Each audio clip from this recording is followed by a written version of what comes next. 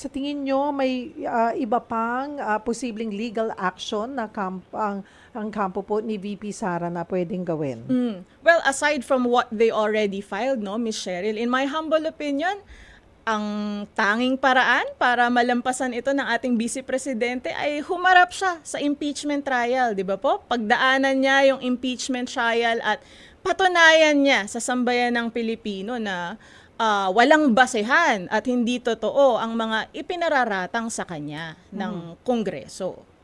May mga pagkakataon ba na masasite ka, Attorney Reyes, na dating pangyayari na pinaboran ng Korte Suprema ang petisyon ng nai-impeach na official? As far as I know, Miss Cheryl, kung matatandaan kasi natin, yung mga nakaraan po na inattempt ma-impeach na ating mga public officials. For example, si dating Ombudsman Merceditas Gutierrez, dating COMELEC Chairman Andres Bautista, sila po kasi ay nag-resign sa kalagitnaan ng impeachment proceeding sa mababang kapulungan. Noong time naman po na si former President Erap or Joseph Ejercito Estrada ang nililiti sa Senado because of a supervening event, nagkaroon ng people power, yung EDSA 2, di ba po?